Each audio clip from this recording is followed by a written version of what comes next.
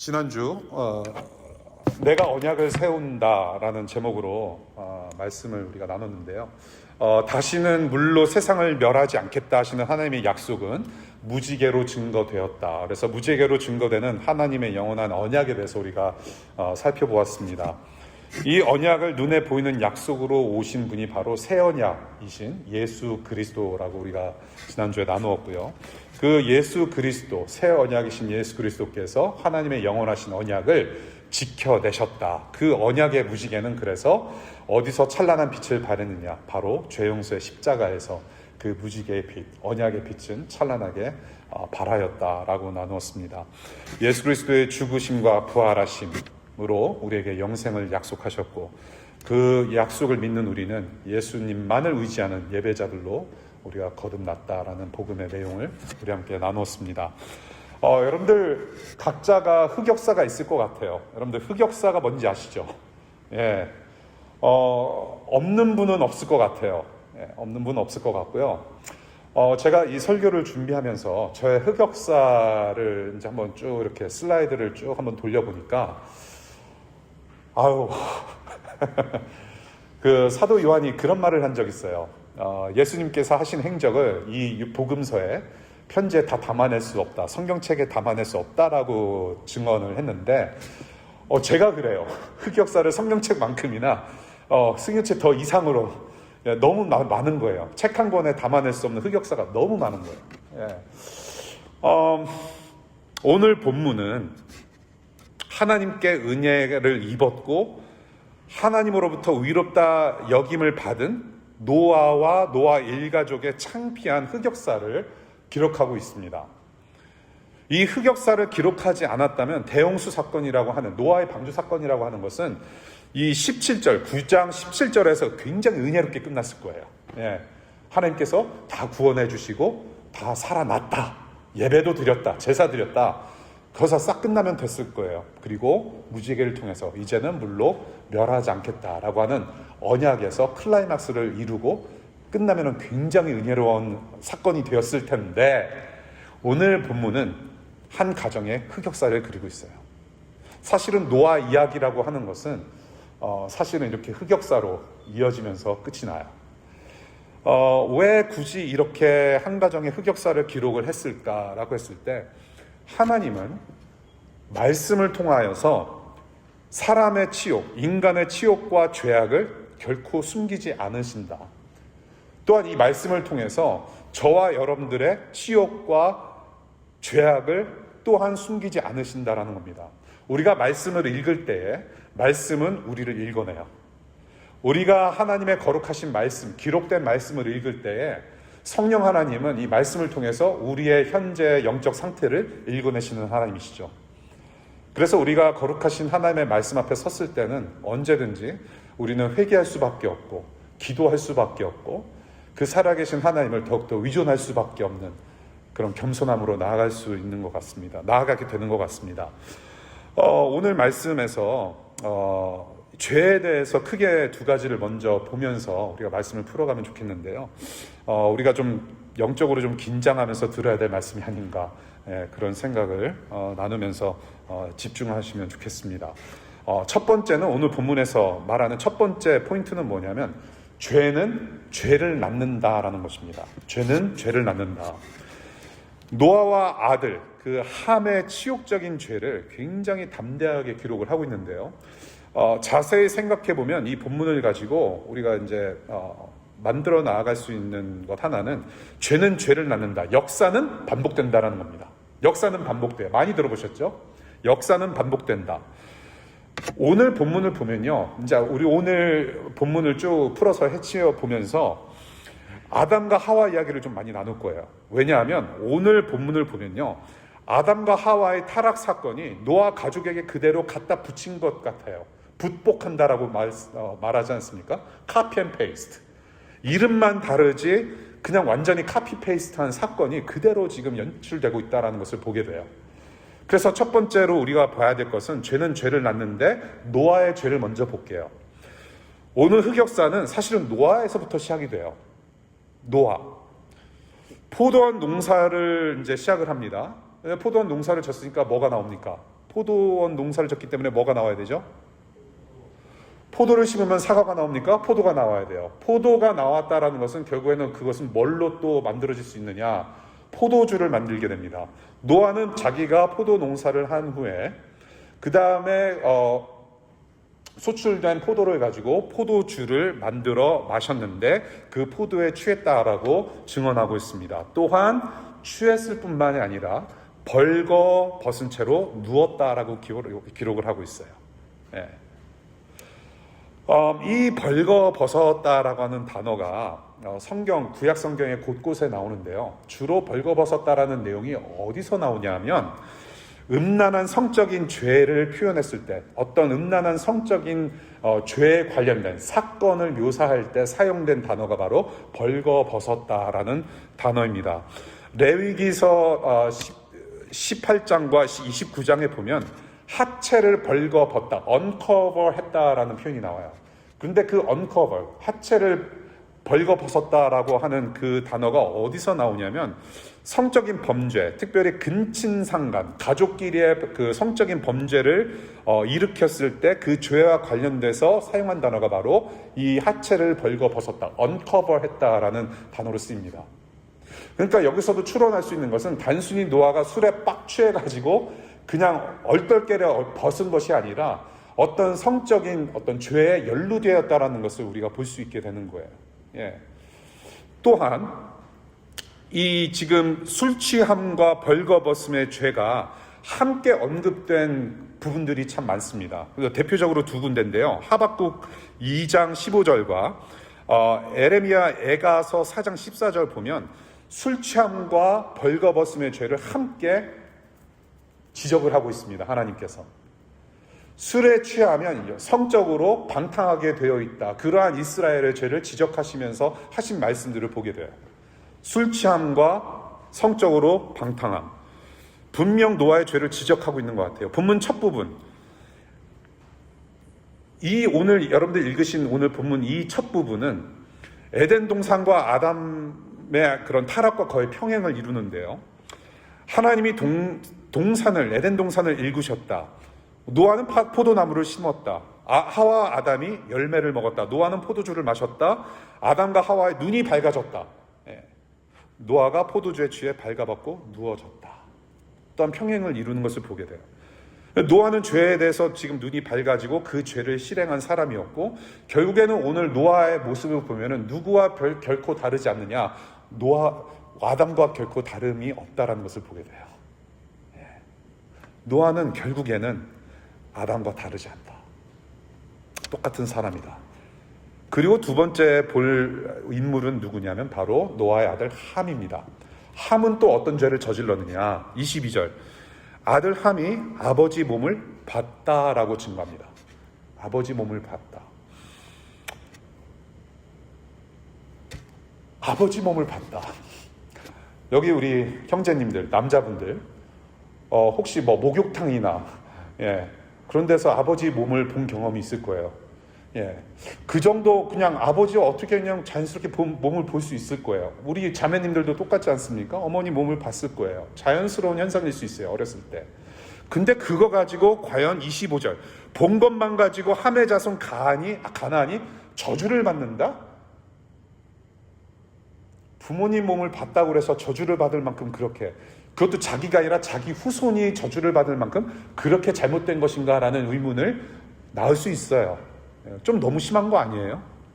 Isn't it too much? 상세 설명이 없어서 곤혹스러운 본문이라고 얘기를 해요. 정말로 곤혹스럽습니다. 왜 이렇게 저주받을 만한 일이었을까? 한 가지 확실한 것은 여기서 말하는 보았다라고 하는 단어가 굉장히 인트레스팅한 단어예요. 그냥 어쩔 수 없이 그냥 지나가는데 보여진 것을 뜻하는 것이 아니라 이 보았다라고 한 단어는 자세히 들여다보았다라는 말이에요. 자세히 들여다보았다. looking into예요. 자세히. examine 했다라는 뜻입니다. inspect 했다라는 뜻이에요. 거기에서 더 나아가서 자세히 들여다보고 무슨 situation인지 understand 가는 데까지, 지각하고 이해하는 데까지 이르렀다. 그러니까 완전히 해부하면서 본 거예요. 아버지께서 술 취해서 들어 누운 거를 아주 정밀하게 관찰하고 검사했다라는 겁니다. 아버지 몸을? For what? 좀 무섭지 않아요, 여러분? 이 단어를 사용한 의도가 분명히 있을 것인데 아마도 노아든지 함이든지 성적인 범죄와 연관되었을 가능성이 있다는 겁니다. 그러니까 아까 노아의 죄를 얘기를 했을 때도 필시 이 벌거벗음은 성적인 어떤 죄와 연루가 되어 있을 것이다. 그래서 신학자들은 무슨 얘기까지 하냐면 노아가 성적인 죄를 범했고 그 다음에 함도 어떤 동성애적인 죄를 범한 상태에서 그렇게 죄를 범했을 거라는 얘기도 나와요. 근데 I think that's too much.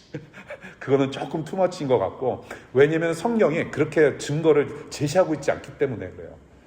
예, 그래서 우리가 이렇게 좀 blurry한 어떤 정확하게 디테일을 얘기를 하지 않는 부분은 우리가 디테일에 좀 이렇게 뭐 상상의 나래를 펼치는 것보다 결과적으로 좀 집중해서 보면 좋을 것 같다는 생각이 드는 거예요. 예, 그래서 anyway 어떤 죄와 연관이 돼 있는데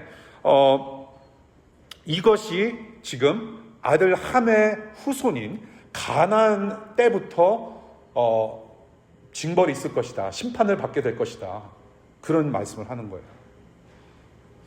저는 그런 생각도 들어요. 왜 아버지께서 주무시는데 들어갔을까? 그것도 좀 생각이 나요. 예. 주무실 것 같은데 굳이 안에 들어가서 그것을 inspect, 이그제민 하면서 그렇게 왜 뚫어봤을까? 그거를 왜 열어봤을까? 그런 생각도 들어요. 그러니까 의도적인 범죄가 아니라면 함의 후손까지 저주하지 않으셨을 거라는 생각이 드는 거예요. 분명히 의도적인 범죄가 있었고 의도를 했고 분명한 죄를 저질렀기 때문에 함의 후손 가나안이 나중에 저주를 받게 된다라는 거. 그리고 함은 아버지의 벌거벗음을 혼자 조용히 해결했어야 됐다는 것을 또한 생각해 보게 됩니다. 아버지가 저렇게 벌거벗고 누워 계시는구나. 적어도 뭔가는 덮어드리는 은혜를 베풀었어야 됐단 말이에요. 근데 그것조차도 하지 않아요. 그런데 아버지 치욕을 바로 덮어주지 않고 이러한 상황들을 봤을 때는 지금 아버지와 아들이 무엇으로 연결이 되어 있냐면 죄악의 고리로 지금 연결되어 있음을 보게 됩니다. 아버지의 죄와 아들의 죄가 서로 연결이 되어 있다는 겁니다. 그 아버지와 그 아들이라는 거죠. 아담과 하와는 눈이 밝아져서 서로 벗은 몸을 보았다라고 성경에서 창세기에서 기록하고 있죠. 함은 벌거벗은 아버지 몸을 본 거예요. 서로 치욕적인 관계가 지금 형성이 되고 있다는 것을 오늘 본문에서 봅니다. 죄는 죄를 낳습니다. 죄는 죄를 낳아요. 술 취함은 벌거벗은 죄로 이어지고 성적인 타락으로 이루어지고 아버지의 죄는 곧 아들의 죄까지 이어지는 그러한 어떤 상당히 어지러운 가정의 그 배경을 오늘 본문에서 보는 거죠. 두 번째로는요, 오늘 본문에서 보는 두 번째 포인트는 죄는 분열시킨다라는 겁니다. 죄는 언제든지 분열시킬 수 있어요. 25절, 드디어 노아가 처음으로 말을 해요. 노아가 등장한 그 성경의 분량이 적지 않습니다.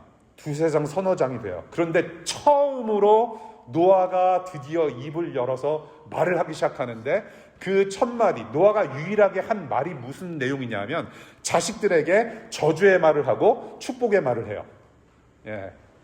물론 그전에도 말을 했었겠죠. 그러나 창세기 저자는 그 지금까지 노아가 했던 말을 다 아끼고 기록하지 아니했으며 굉장히 중요한 말을 기록하게 됩니다. 자, 노아가 지금 자식들에게 저주와 축복의 말을 하는데요. 이것 또한 우리가 생각해 봐야 하는 것이 무엇이냐면 과연 하나님의 말씀을 대언한 것일까라는 질문을 해볼 수 있습니다.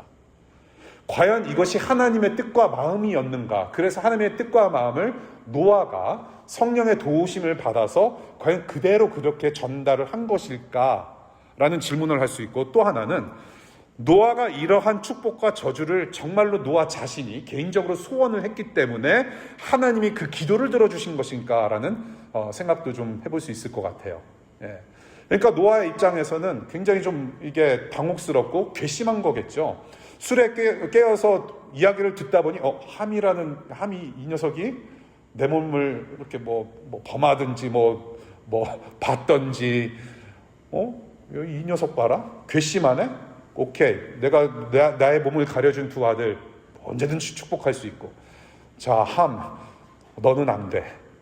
내가 아주 더 심한 벌을 내릴 텐데 네가 아니라 네 후손부터 내가 완전히 나는 저주할 거야. 나는 그런 마음으로 하나님께 기도할 거다. 과연 그렇게 기도를 했기 때문에 하나님께서 그 노아의 기도를 들어주신 것일까라는 생각을 하게 돼요. 그런데 이것도 알 길이 없어요. 디테일보다는 사건 결과에 초점을 두고 오늘 저와 여러분들에게 하시는 말씀이 무엇인지 집중하면 좋겠는데요. 지금 이 노아와 함의 죄 때문에 지금 한 가족이 지금 굉장히 분열되고 있습니다. 예.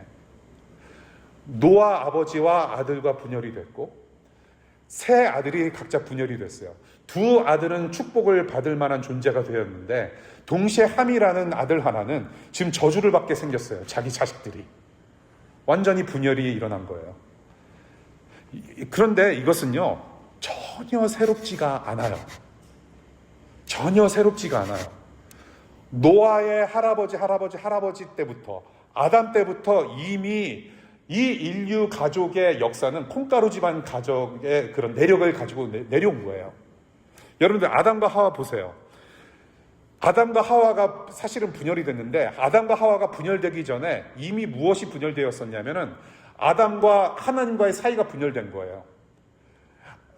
너는 하나님처럼 될 거다. 하나님처럼 된다라는 뱀의 꼬심에 넘어가서 하나님, 창조주 하나님이 왕이 아니라 자기가 왕이 된 케이스거든요. 창조주 하나님을 하나님으로 인정하지 않고 자기가 하나님이고 자기가 왕 노릇을 했다. 그것 때문에 죄가 들어와서 사망에 이르는 범죄가 되었고 인류 역사가 그렇게 죄로 향하는 비극적인 삶을 맞게 된 거죠. 비극적인 인류 역사입니다. 아담 때부터 시작된 거예요. 왜? 하나님을 거역했기 때문에. 하나님과 분열이 일어났습니다. Separation from God. 하나님과 분리됐다는 것을 우리의 언어로는 무엇이라고 표현할 수 있냐? 뭐예요? 죽음이라고 표현합니다. The separation from God. 하나님과 분리됐다. 그렇게 분열되고 말아요. 그래서 죄가 들어옵니다. 죽음이 들어왔습니다. 하나님과 관계가 단절이 됐기 때문에 그래서 누구와의 관계도 단절이 됩니까? 결국에는 아담과 누구? 하와. 주님 하나님께서 보내주신 저 여자가 먹으라고 했나이다. 손가락질을 해요. 그 순간 아담과 하와는 영적으로 관계적으로 이혼 상태입니다. 분열이 일어났어요. 그 다음에 아담과 하와의 아들 가인과 아벨, 어떤 사건이 벌어지나요? 가인이 아벨을 쳐 죽입니다. 형제들끼리 분열이 일어나요. 그 이후에 노아가 등장을 하고 노아 세대에서는 노아와 함이라고 하는 부모와 아버지와 자식 간의 분열이 일어나요. 이것은 아담부터 콩가루 집안 내력입니다. 분열의 역사, 한 가족이 분열이 돼서 갈라지는 역사가 일어나요. 가인과 아벨 사이의 사건, 노아와 함 사이의 사건, 아담과 하와의 사건, 지금도 사람들 사이에서는 분열이 여전히 일어나요. 교회라는 공동체 안에서도 여전히 분열이 일어나요. 어쩔 수가 없어요. 하나님을 믿는다고 하지만 그 예수 그리스도를 닮아가는 성화의 과정 속에서 우리는 여전히 개인적으로 죄와 싸워야 되는 싸움을 살아가면서 우리는 성화의 길을 걸어가고 있는데 그러한 과정에서 우리는 서로 맞지 않음을 통해서 분열을 경험을 해요. 그래서 교회마다 공동체마다 조용할 리는 없어요. 문제가 없으면 그거는 더 큰일이라고 저는 생각해요. 문제가 없는 공동체는 필시 공산주의 국가일 거예요. 아무런 생각 없이 오로지 복종만 하는. 근데 하나님은 우리를 인격적으로 만드셨단 말이죠. 의도적으로 우리가 의지를 성령의 도우심을 받아서 의지적으로 죄와 싸우려는 사람들입니다. 그것이 성도의 모습이에요. 지금 살아가는 성도의 모습. 그러한 사람들이 모여서 교회를 이루어갈 때에 문제가 없을 수 없단 말이에요. 맞지 않는 부분들이 있어요. 분열이 일어날 수 있습니다. 그런데 우리가 그 분열의 결과가 무엇인지를 한번 생각해 볼 만해요. 분열의 결과는 무엇이냐? 오늘 성경 말씀을 보면은 축복 아니면 심판입니다. 분열이 일어나긴 나는데 축복 아니면 심판이라고 얘기를 하는 거예요. 자, 첫 번째, 함의 아들 가나안을 저주합니다. 가나안을 저주해요. 여러분들 가나안이라고 많이 들어보셨죠? 그 가나안이라는 단어를 이제 뒤집어서 안 나가라고 표현하면서 예수 그리스도를 믿는 믿음은 있으나 교회 공동체에 좀 시련을 당하고 상처를 입은 분들이 공동체에 소속 안 되고 혼자 신앙생활을 하려고 하시는 분들을 안 나가 성도라고 표현을 하지 않습니까? 예. 이 가나안이라고 하는 단어를 그 지역 이름을 많이 들어보셨을 텐데 창세기 10장 6절을 보면 함의 막내 아들로 등장을 합니다. 예, 그래서 원래는 사람 이름이에요. 가나안은 먼 훗날 정복당해야 할, 이스라엘 민족에게 정복당해야 할 땅으로 나옵니다. 지역으로 나와요. 앞으로 정복당할 것이다. 하나님의 저주를 피할 수 없는 그런 존재, 그런 지역으로 이제 타락하고 그렇게 버림을 받게 돼요. 자, 지금 함의 아들이 저주를 받는다. 그러니까 함이 뭡니까? 함은 굉장히 나쁜 어떤 인종, 나쁜 민족의 상징이 되어버리고 만 거예요. 예, 셈과 야벳처럼 어떤 축복의 상징이 아니라 함은 저주의 상징이 되고 맙니다. 이것을 어떤 biological, 어떤 생물학적인 어떤 그 트레이스를 따라가 보면은 그래서 함은 아프리카 민족, 흑인종이고 셈과 야벳은 백인종이라고 하는 어처구니 없는 해석을 낳게 됩니다. 그래서 지난 100년, 200년 동안 미국 사회에 깊이 만연해 있는 레이시즘, 인종차별을 성경의 근거로 한 본문이 바로 이거예요. 예, 얼토당토하지 않게 이게 함이 졸지에 흑인종이 돼가지고 봐라, 아프리카 저 사람들 저렇게 못 살고 있지 않느냐. 봐라, 백인들 봐라, 셈과 야벳의 후손이다, 백인들은. 그런 식으로 성경을 해석해서 왜곡하고 그래서 노예를 아프리카에서 부려가지고 와가지고 계속해서 노예로 부린 흑역사, 미국의 흑역사가 바로 여기서부터 시작이 되는 거예요. 성경 말씀을 곡해하는. 절대로 그거 얘기하고 있지 않습니다, 여러분. 예. 함은 그런 존재가 아니에요. 예. 죄는, 자, 이제 다시 let's go back into the passage. 죄는 함이 졌는데 왜 아들 가나안이 저주를 당했을까? 저는 이런 생각이 들어요. 참 가나안은 너무 불쌍하다. 억울하지 않습니까? 아버지가 지은 죄를 왜 가나안이라고 하는 아들이 져야 될까요? 근데 이것 또한 저는 물론 가나안을 통해서 하나님께서 뭐 정복을 당하게 하시고 어떤 그러한 심판의 상징으로 살게 하셨는데 저는 그 한 민족의 한 인종의 어떤 심판만을 얘기하고 있지는 않다라는 생각이 들어요. 후손을 통해서 하나님께서 심판하시겠다라고 하는 것은 앞으로 모든 후손의 죄와 저주의 확장을 예언하시는 말씀이다라는 것입니다. 앞으로 셈과 야벳은 계속해서 축복의 그런 후손들을 펼쳐나갈 것이지만 여전히 그와 반대로 죄와 저주도 확장될 것이라고 하는 그런 하나님 나라 세계의 어떤 서사를 보여주신다라는 생각이 드는 거죠. 19절, 온 땅 위에 퍼져나가는 죄와 저주와 심판을 미리 내다보게 하시는 기록된 말씀이라고 저는 여겨집니다. 예. 그렇다면 두 번째, 셋과 야벳에게 주신 복은 무엇인가? 셈과 야벳에게 복을 주셨어요. 셈과 야벳은 하나님의 벌거벗음을 보지 않고 어떻게 합니까? 어떻게 해줘요? Come on. 성경책은 읽어보셔야 돼. 뭐예요? 가려줍니다. 그것도 아버지의 몸을 조금이라도 볼까 봐서 조심스럽게 뒷걸음질하면서 가려줘요. 아버지를 향한 그런 은혜가 있어요. 배려가 있어요. 아버지를 향한 공경도 있어요. 뭐가 비슷합니까? 아담과 하와, 무화과 나무 잎으로 치마를 만들어서 입고 가렸어요. 두 아들이 옷을 가져와서 아버지를 덮어줘요. 예, 치욕을 덮어줍니다. 죄를 덮어줘요. 허물을 덮어줍니다. 아담과 하와는 나무 뒤에 숨었어요. 이 두 아들들은 벌거벗은 아버지 몸을 덮어주고 보지 않으려고 얼굴을 돌렸습니다. 어떤 그러한 것까지도 다 모습이 비슷하게 지금 돌아가요. 에덴 동산에서 일어나는 것처럼. 벌거벗어서 수치를 느끼고 있었던 아담과 하와에게 하나님께서 그런데 직접 나타나셔서 무엇을 입혀주셨어요? 가죽옷을 입혀주셨어요. 가죽옷. 수치를 가리시는 은혜를 하나님께서 베풀어 주셨어요. 그 에덴 동산 사건 속에서.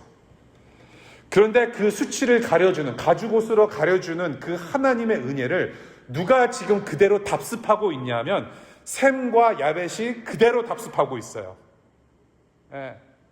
스스로 수치를 느껴서 아주 그냥 헐렁헐렁한 나뭇잎으로 가린 자기의 선조 아담과 하와처럼 그런 식이 아니라 하나님께서 단단하게 입혀주시는 가죽옷처럼 자기 아버지를 그렇게 은혜로 덮어주는 일을 셈과 야벳이 하고 있었다라는 거예요. 그 하나님의 은혜를 실천한 사람이 바로 셈과 야벳이다. 그래서 함의 자손에게는 죄와 저주가 그치지 않을 것이지만 셈과 야벳부터는, 그리고 그 후손들은 계속해서 복의 소망이 끝이지 않을 것이라고 축복하면서 오늘 말씀이 끝납니다. 19절, 온 땅 위에 그 복이 퍼져나갈 것이다. 흩어져 갈 것이다. 하나님의 뜻과 마음이에요. 오늘 본문을 쭉 어떤 내용인지 봤는데요. 본문의 최종적인 가르침이 여러 가지로 이야기를 할 수 있을 것 같아요. 자, 오늘 본문을 통해서 좁게 우리가 좀 본다면 10계명에서 5계명 뭘까요? 부모를 뭐하라? 공경하라. 릴레이 시킬 수 있어요. 예, 부모의 치욕도 덮어줄 수 있고 우리가 사랑으로 배려하며 은혜를 우리 부모님께도 베풀어야 한다라는 어떤 부모를 높여드리고 존귀 여기는 어떤 공경의 자세를 가르칠 수도 있겠고요.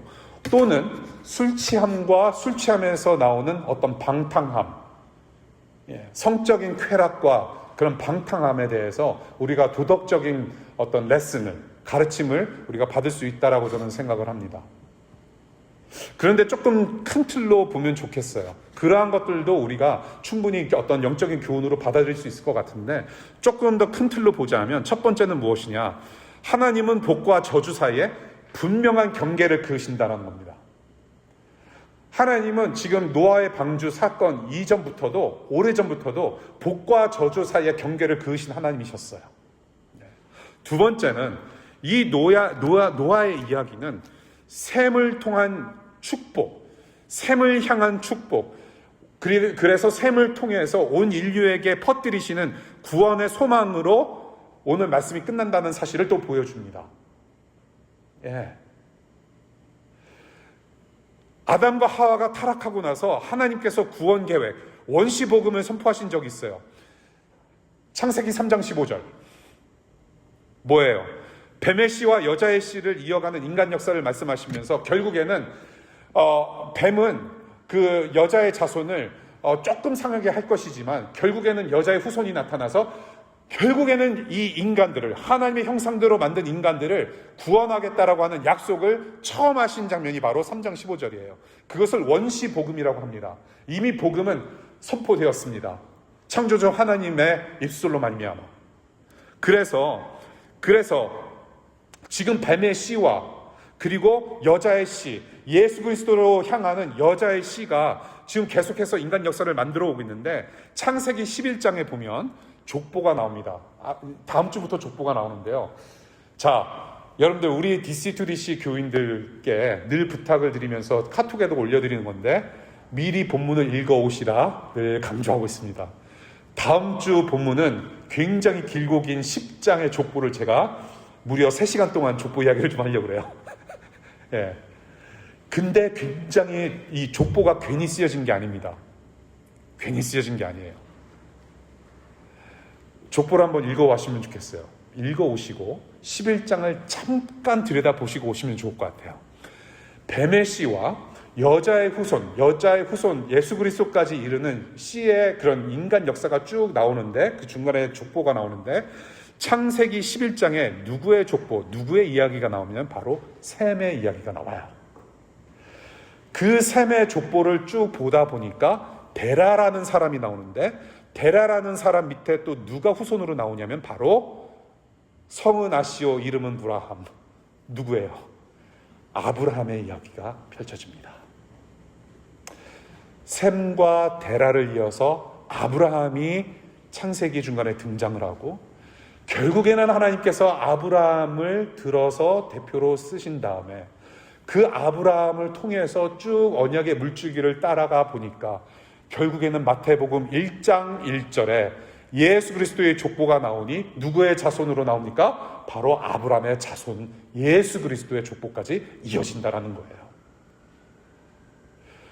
아브라함의 후손 예수 그리스도, 하나님께서 언약을 처음부터 신실하게 지키시고 새 언약으로 오신 구원자 예수 그리스도 메시아로 온 땅 위에 퍼져나가는 하나님 나라 서사 중에 지금 이 사람의 치욕을 언급을 하셨고, 비록 한 가정의 흑역사를 기록하셨고 치욕을 드러내시고 죄악을 드러내시지만 그럼에도 불구하고 한 족속 한 아들을 세우셔서 복되게 하신다라는 겁니다. 예수님을 통해서, 예수님을 향하여서 지금 2025년 12월을 살아가는 저와 여러분들에게 그 복의 물줄기를 그치지 아니하시고 중단치 아니하시고 지금도 그 물줄기를 계속해서 예수 그리스도를 통하여 이어나가고 계신다라는 복음의 메시지를 오늘 본문 속에서 볼 수 있다라는 거예요. 저와 여러분들의 상태는 노아나 함과 좀 다른가요? 우리 조금 진지하게 조금 질문해보면 좋겠어요. 노아와 함과 좀 다른가요? 여러분들은 어떠세요? 프렁크라고 하는 신학자가 이런 말을 한 적이 있어요.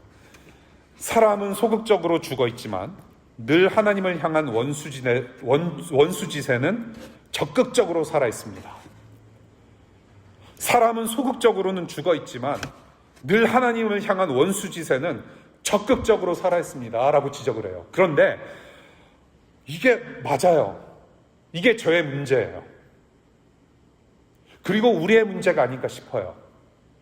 이것은 비단 교회 밖에 있는 예수 그리스도를 아직 믿지 아니하시는 분들에게도 문제이지만 여전히 우리의 입술로 예수 그리스도를 주인으로 시인하고 왕으로 따른다라고 고백은 하지만서도 여전히 우리는 이 문제를 가지고 살아갑니다.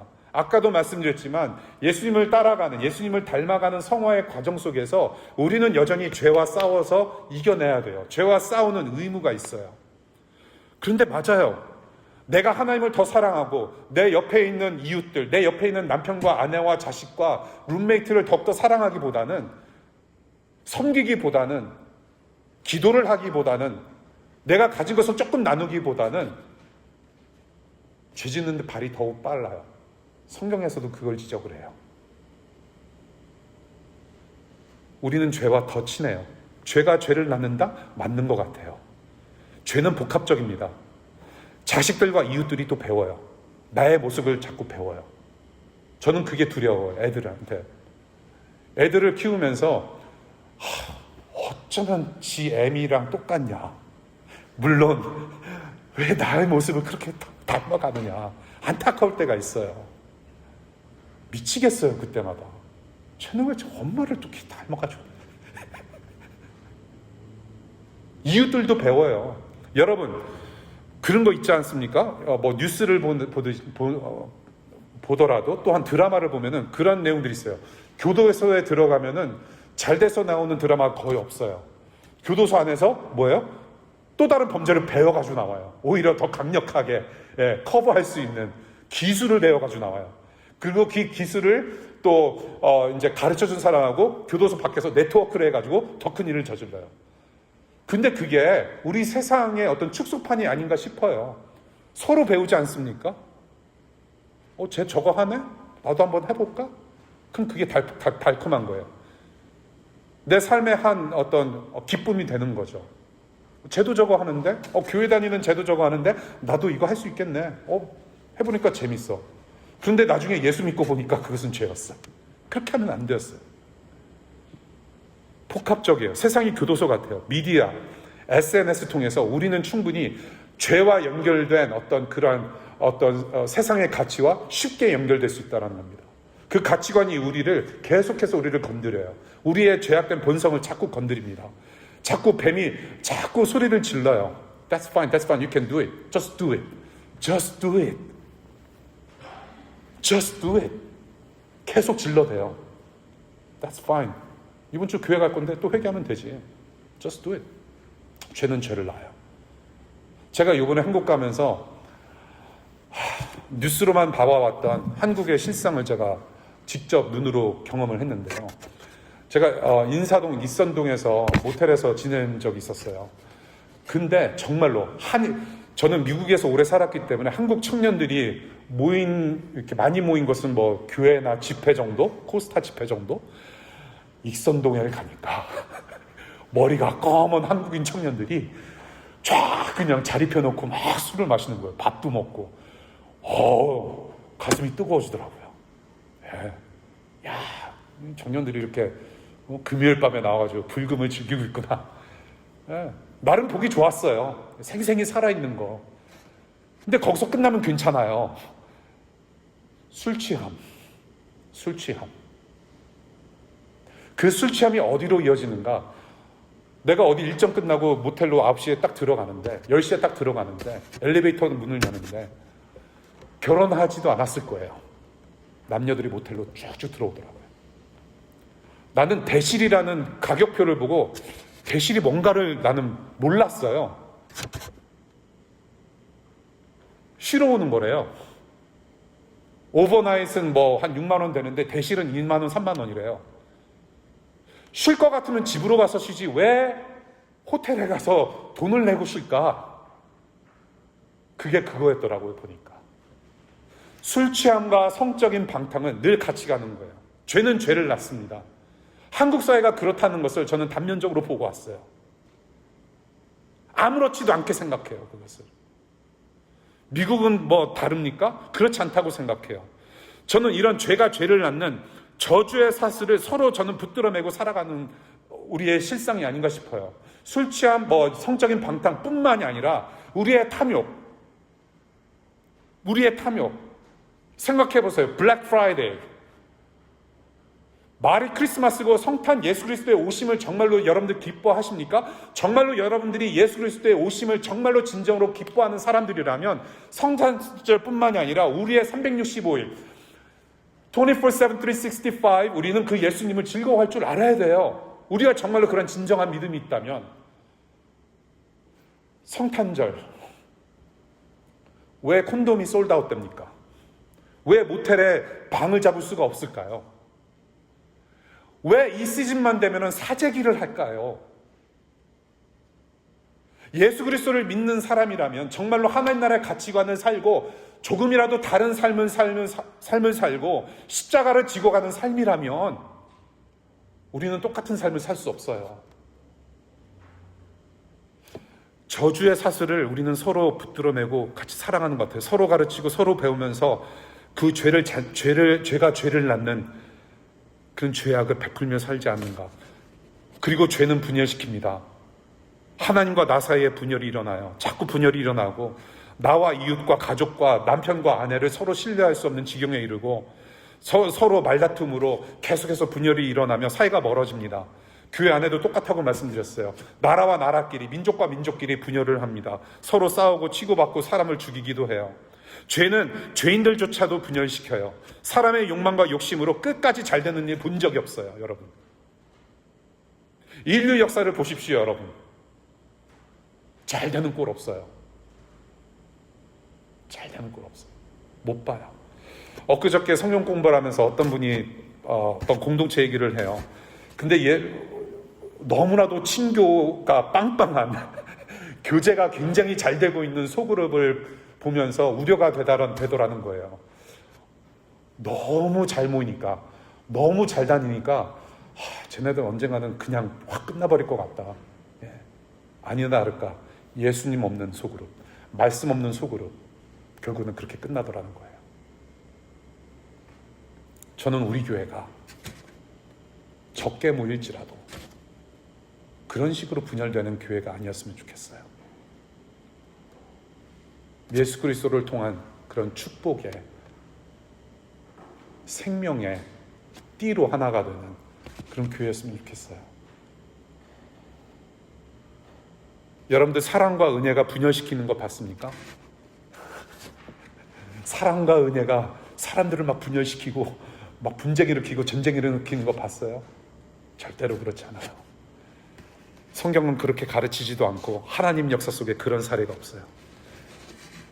우리는 피해자일 수 있습니다. 피해자일 수 있어요. 누군가의 죄와 허물 때문에 육적으로나 영적으로, 마음적으로 우리가 피해를 받을 수 있는 피해자이기도 합니다. 그러나 더러는 우리의 존재가 남에게 가해자가 될 수 있다는 것. 남편과 아내에게 이제 조만간에 우리 1월 달에 결혼하시는 분이 있어요.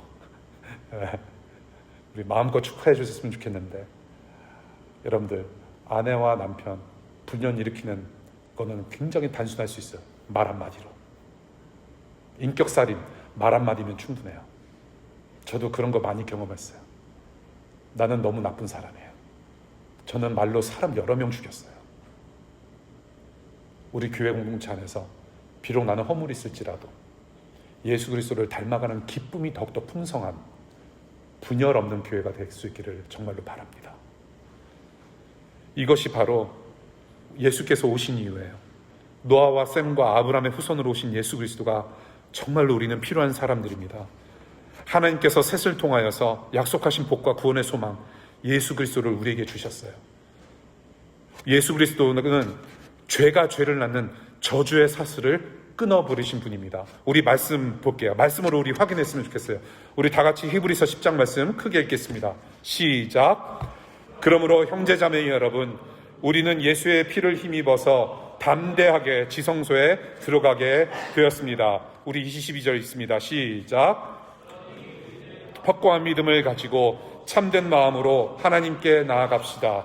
우리는 마음에다 예수의 피를 뿌려서 죄책감에서 벗어나고 맑은 물로 몸을 깨끗이 씻었습니다. 저와 여러분들의 죄를 죄용서의 피로 덮어주신 예수 그리스도, 죄용서의 피라는 가죽옷으로 덮어주신 예수 그리스도이십니다. 저와 여러분들이 이 은혜를 입었습니다. 그 믿음 있으시길 바라요. 두 번째, 예수 그리스도는 믿는 모든 자들을 이제는 분열이 아니라 하나님과 하나 되게 하셨어요. 우리 말씀으로 확인합니다. 갈라디아서 3장 29절 시작. 여러분이 그리스도께 속한 사람이면 여러분은 아브라함의 후손이요 약속을 따라 정해진 상속자들입니다. 이어서 읽을게요. 에베소서 2장 시작. 이방 사람과 유대 사람 양쪽 모두 그리스도를 통하여 한 성령 안에서 아버지께 나아가게 되었습니다. 그러므로 이제부터 여러분은 외국 사람이나 나그네가 아니요 성도들과 함께 시민이며 하나님의 가족입니다. 가족이래요. 히브리서 2장 11절 시작. 거룩하게 하시는 분과 거룩하게 되는 사람들은 모두 한 분이신 아버지께 속합니다. 그러함으로 예수께서는 그들을 형제 자매라고 부르시기를 부끄러워하지 않으셨습니다. 상속자래요. 셋의 후손인 아브라함 계보 안에서 믿음으로 입양돼서 우리는 하나님의 입양자들입니다. 입양돼서 들어간 곳이 어디냐면 천국이에요. 지금 우리가 살아가고 있는 하나님 나라, 참 생명의 상속자입니다. 기업 받은 자예요. 하나님 나라를 상속받았대요.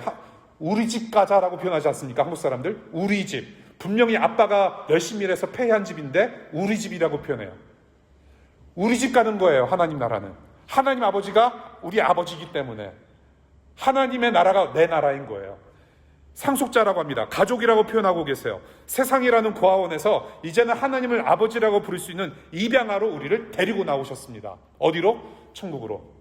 하나님 나라 집으로. 그래서 저와 여러분들은 입양아들의 모임으로 모인 거예요. Thankfully. 우리는 입양받았어요. 죄 안에서 고아였는데 교회라고 하는 입양자들의 모임으로 들어왔어요. Thank God. 교회예요, 그것이. 예수님이 우리를 형제자매로 불러주셨대요. 그것을 부끄러워하지 않으셨대요. 죄인들을 부끄러워하지 않으셨어요. 가족으로 만들어주셨어요. 형제자매, brothers and sisters.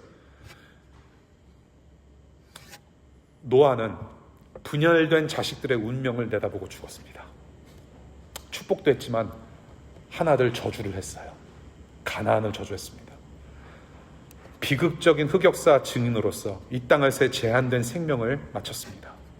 그런데 예수님은 십자가에서 우리 죄 때문에 죽으셨고 그러나 다시 부활하셨어요. 구원받은 한 사람 한 사람, 한 자녀된 교회, 저와 여러분들과 그 교회가 영원히 누리는 하늘 영광을 보시면서 죽으시고 부활하신 거예요. 지금 그 예수가 살아계십니다. 말씀해 줄게요. 온 땅 위에 퍼져나갔다. 질문 드립니다. 나를 통하여서 온 땅 위에 이웃들에게 직장에서, 학교에서, 가정에서 퍼져나가는 것은 무엇인가? 여자의 씨로 오신 예수 그리스도의 생명빛이 그대로 투영되는 복 자체로 살아가고 있는가?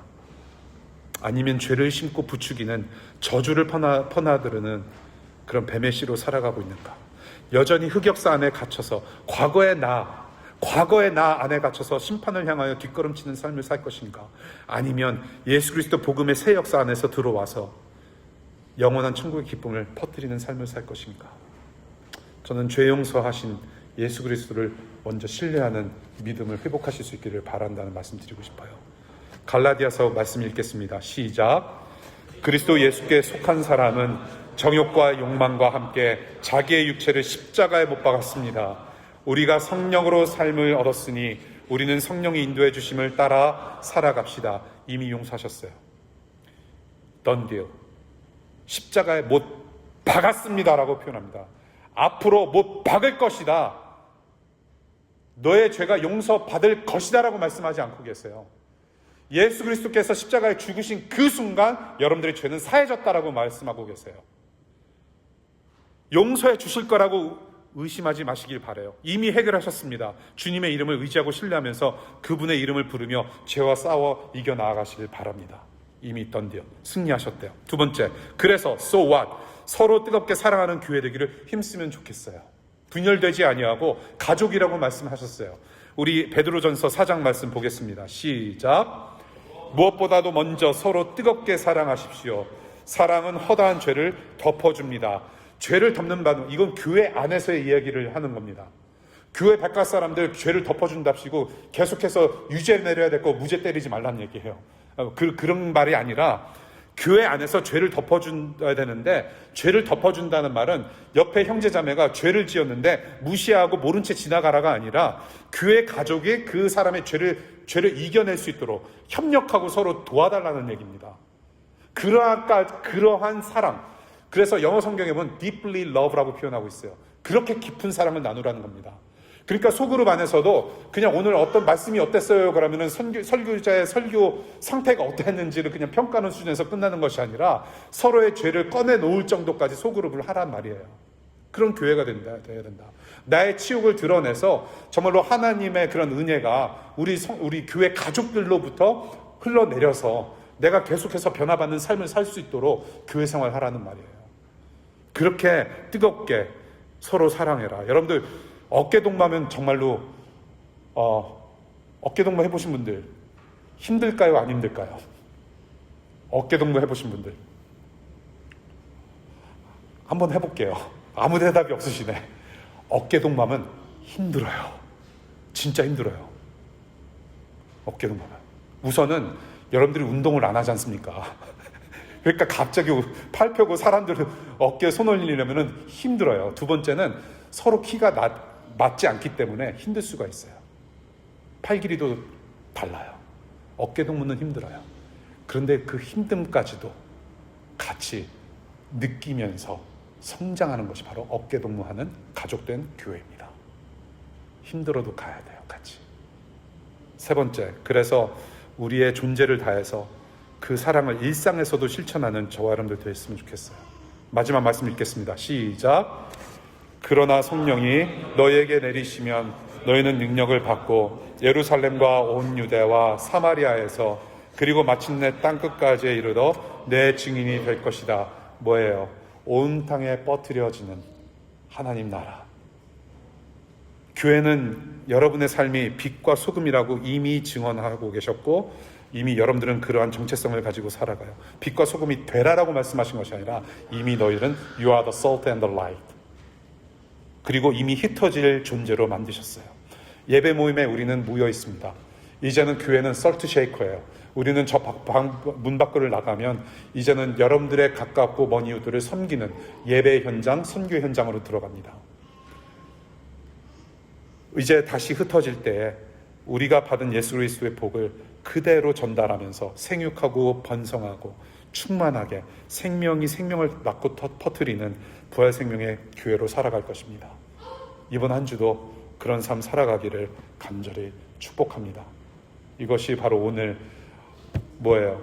온 땅 위에 퍼져나갔다라는 제목으로 나누어드린 복음의 말씀이자 교회의 정체성입니다. 우리 같이 공동체 선언 아주 큰 소리로 우리 선언하면서 한 주간의 예배 삶을 시작하겠습니다. 시작. 우리는 우리의 죄를 이미 용서하신 예수를 믿는 믿음으로 사는 하나님의 자녀된 교회 가족입니다. 우리를 분열시키시는 교소들을 과감히 거부하고 은혜 베품과 사랑의 섬김으로 하나됨을 힘써 지키겠습니다. 우리는 믿음의 언행으로 이웃을 사랑함으로 부활 생명을 온 땅 위에 퍼뜨리는 예수 그리스도의 증인입니다. 기도하겠습니다.